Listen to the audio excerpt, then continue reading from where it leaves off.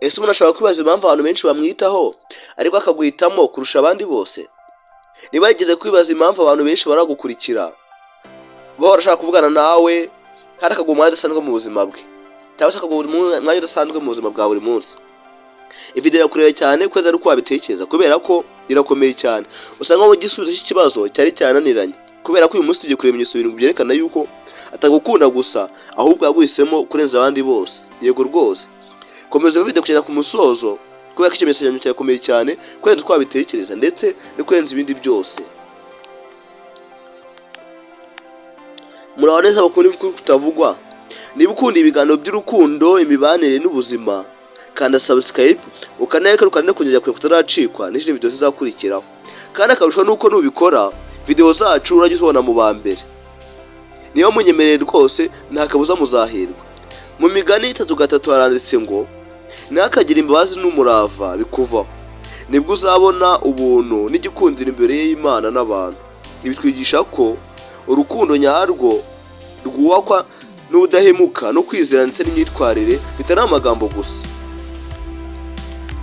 N'ikintu cya mbere nuko aragushyira mu byemezo bye. Yafite icyemezo gikomeye cyane agomba gufata, ashaka kubana ku gitekerezo cyawe. Ibi nibivuze yuko abadashoboye kwifatira icyemezo, ahubwo abakwereka yuko ibitekerezo bye cyangwa ibitekerezo byawe bifite agaciro mu buzima bwanyu mwembi. Yego rwose, ibyo uzabona kenshi gusa benshi barabyirengagiza.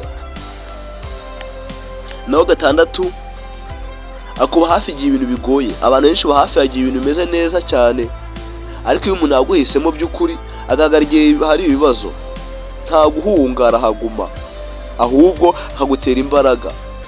Gusa bishye bigoye cyane yuko umuntu azahaguma, kubera ko umuntu arahaba akaba mu byiza, ariko ibyo yagahita yigendera. Ariko twisanze ahantu aho umuntu umana mu byiza ariko mu bakaguta.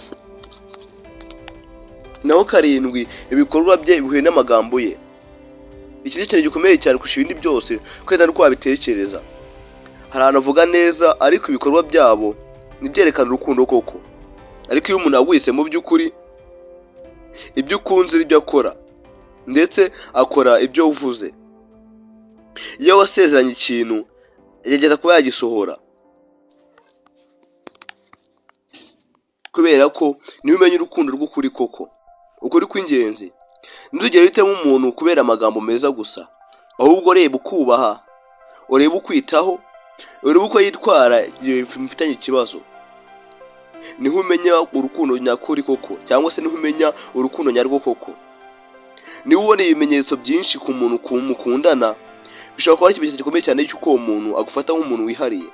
Ariko nanone yabivuga yuko urukundo cyangwa relationship yubakwa n'abantu babiri bahisemo gukundana ndetse bakanabana mu munsi ku wundi, cyangwa bakabana buri munsi. Muri ibi bimenyetso 7 ni iki ubona gikomeye kurusha ibindi?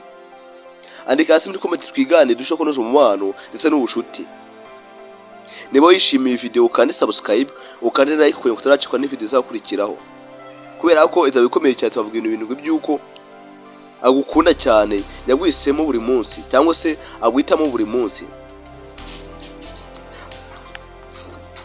Hari amagambo abantu benshi batazi yuko ashobora gutuma urukundo rwabo rurushaho gukomeza gukura. Ntuzacikwe nayo. Murakoze cyane, ndabakunda. Imana barinde. Ciao ciao, ndabakunda cyane.